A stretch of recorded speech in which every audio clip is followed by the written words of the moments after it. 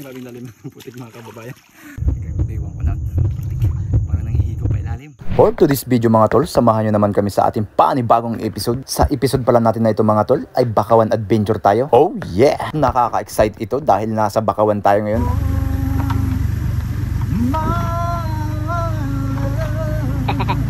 Nakaka-relax ang view dito mga idol. Mapapakanta ka na lang ng Oh my love, Mamma Mia. Oh yeah. Sobrang nakaka-excite nga ito mga tol dahil first time din namin itong gagawin sa aming buhay, ang maghahanap ng mga alimango sa Bakawan. Habang pupunta pala tayo sa spot mga tol ay naghingi tayo ng kalamansi dito kay nanay. Bago nga pala tayo pumunta sa Bakawan mga tol ay nagbibiroan kami na baka merong wakwak. Kaya ito lang ang masasabi natin. Dr. Wakwak. Sorry ka na lang wakwak dahil hindi kami takot sa'yo. Dapat ikaw ang matakot sa amin dahil kami ay mga vlogger. Viral ka niyan. Sige, nakabidyo ka. Oh yeah. Habang pupunta tayo mga tol sa Bakawan, tingnan nyo naman to mga gar. Ang ganda ng view mga gar. Tingnan nyo.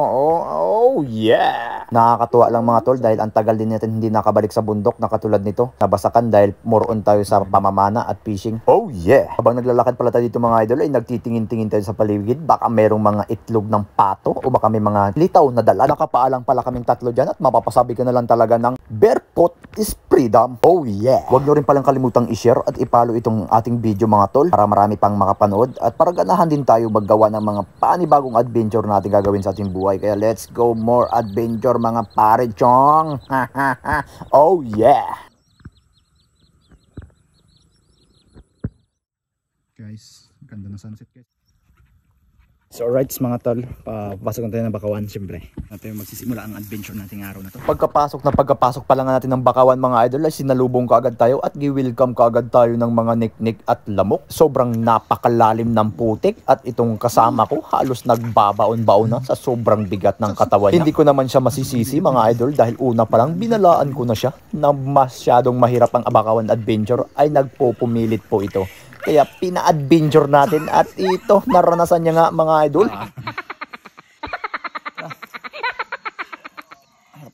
Buhay niya.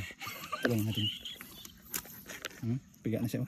Hindi talaga masyadong madali mga tol ang buhay dito sa Bakawan. Bukod sa napakaraming niknik, napakahirap din ng mga daanan dahil may mga matutulis na bagay na posibleng tuminik sa yung paa. At itong kasama ko ay gustong maranasan. At okay rin siyempre ang maraming karanasan sa buhay para kahit saan ka itapon. Talagang kayang-kaya mo ang sarili mo mga tol, di ba mga tol? Oh yeah! At inabutan na nga tayo ng gabi mga tol dito sa Bakawan. At siyempre kailangan nating magdoble ingat dahil maaaring merong mga ahas dito. Di lang sa mga ugat ng bakaw, sa mga dahon ng bakaw. Dahil po sa putik ay may nakabaon din po yan dyang anaconda. Itong spot pala na itong mga idol na napuntahan natin ay sinasabi nilang mayroon daw ditong buaya. Kaya naman dali-dali namin hinahanap ang buaya para may pang buaya sisig tayo sa araw na to. Palagi pala natin kasama ang ating pinakamalupit na aso na si Toby. At kung nakarating ka man dito mga idol sa video na ito, paki-comment mo naman kung taga saan ka para malaman din naman namin kung saan na nakakaabot ang aming video at shout out na rin sa'yo.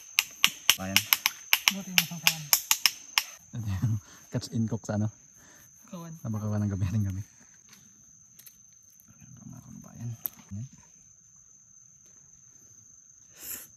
Sos. Up.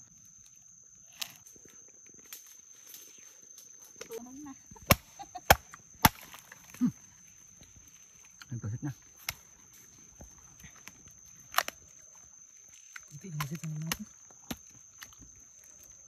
Wala halos mga kababayan kasi maliit yung ano.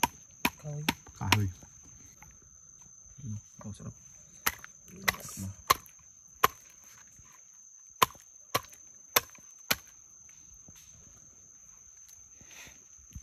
Gatay-gatay na rin ba? Yung! Ito na laki. Sarap. Pag buwan di, puting-puti yan di. Pagdulog ang buwan. Ano ang kinain? Putik na yun. Hindi yan pati putik. Sos. Yung kamang masarap sa kanya. Sos. Iyak. Buloy.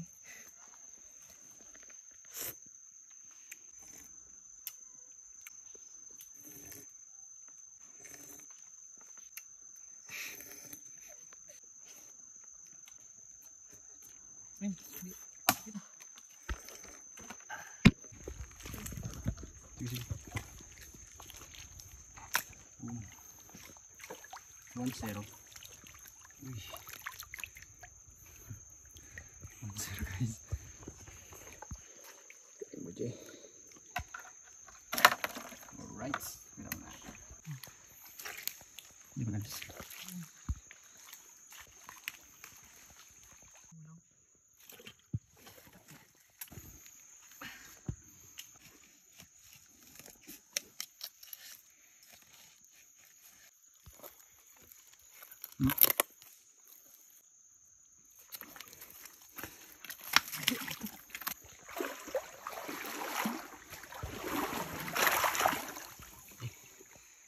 Ayos ah. Ayan guys. Kaso.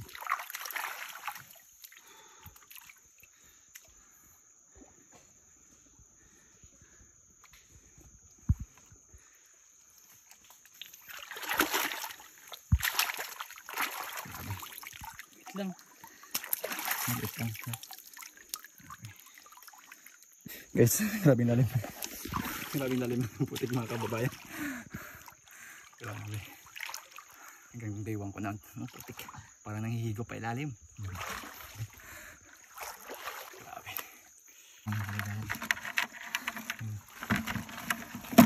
Hanggang dito na lang mga tol ang ating video. Huwag mong kalimutan i-share ha. Salamat!